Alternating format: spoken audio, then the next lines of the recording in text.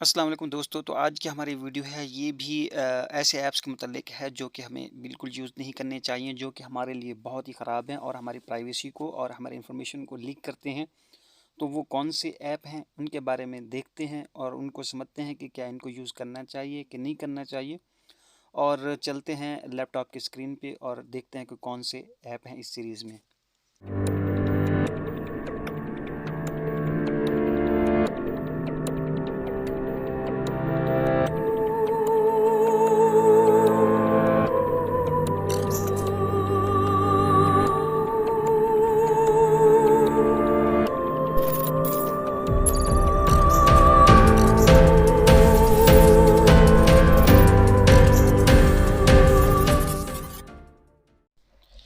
तो हम यहाँ पे आ गए हैं लैपटॉप की स्क्रीन पे और जो हमारा यहाँ पे पहला है वो है डोर डैश।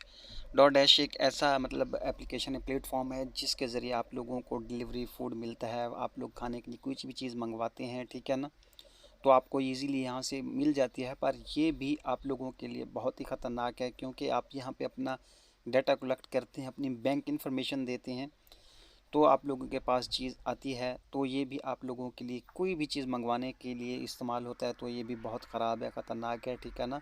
तो इसके ख़िलाफ़ भी इन्वेस्टिगेशंस हो रही हैं क्योंकि इस पे भी काफ़ी सारी मल्टी वायलेशंस आई हैं और इसने कस्टमर्स के मतलब अपने लॉ के मुताबिक कस्टमर को नुकसान दिया है और उनके मतलब इंफॉर्मेशन को कलेक्ट किया है और उनको सेल किया है। तो ये भी एक बहुत ही बुरा है क्योंकि जो अपने कस्टमर को भी नुकसान पहुंचा रहा है। यहाँ पे देखें, ये अभी 2024 की मतलब लेटेस्ट न्यूज़ है, उसमें बताया गया है कि इसने वायलेशन की है और अपने कस्टमर्स के साथ ये उनका डाटा चुरा रहा है, स्टील कर रहा है और सेटलमेंट कर रहा है दूसरी पार्टियों के साथ। तो इसके साथ आगे जो है वो यू टॉर्नेंट है। ये भी एक बहुत बड़ा वेब ब्राउज़र है, आप लोगों को सामने है, इतना बड़ा प्लेटफॉर्म है जिसके बारे में आप लोग जानते हैं। इसके मिलियंस में मतलब डाउनलोडर्स हैं और ये देखने में बहुत अच्छा है और ऐसा लगता है कि यार ये बहुत ही अमेजिंग होगा, पर हम यूज़ भी करते हैं तो ये भी बहुत ख़तरनाक है क्योंकि इसके भी स्कैंडल बहुत ज़्यादा आ रहे हैं। क्योंकि ये मैनिंग मॉलवेयर है, मतलब ये जो करेंसीज़ वगैरह होती हैं उनके उनमें बड़ा ये स्कैंडल कर रहा है, मतलब उनको ट्रैक करता है और उनकी करेंसीज़ वगैरह को निकाल रहा है, लूट रहा है, ठीक है ना। तो इस वजह से ये प्राइवेसी लेता है, आप लोगों की मेन इन्फॉर्मेशन कलेक्ट करता है, उसके बाद आप लोगों की जेबें खाली कर देता है। तो आप लोगों को इस ऐप से भी बचना चाहिए और इस यूटॉर्नेट से भी दूर रहना चाहिए ताकि आप अपने ज़्यादा नुकसान से बच सकें।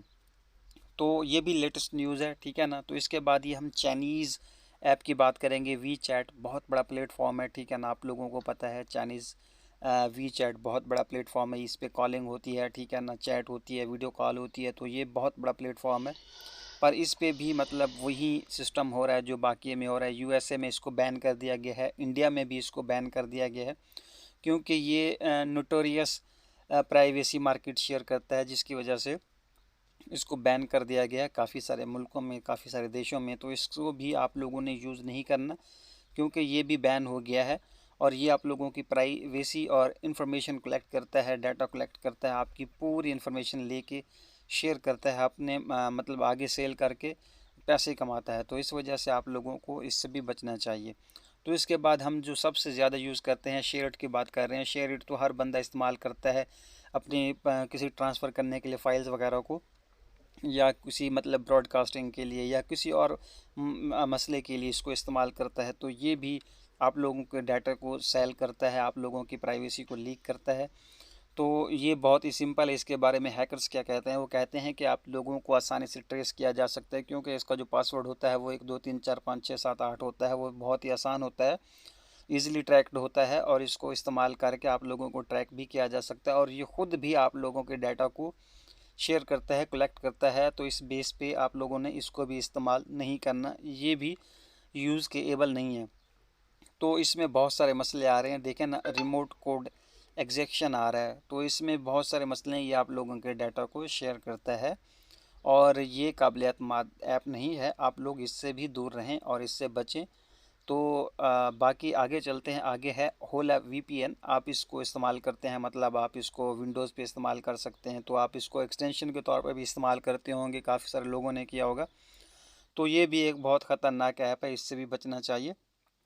तो आप लोगों को हमारी आज की वीडियो कैसी लगी? ऐसी मज़ीद अच्छी टेक रिलेटेड वीडियोस जानने के लिए हमारे चैनल को आप लाजमी तौर पर सब्सक्राइब करें।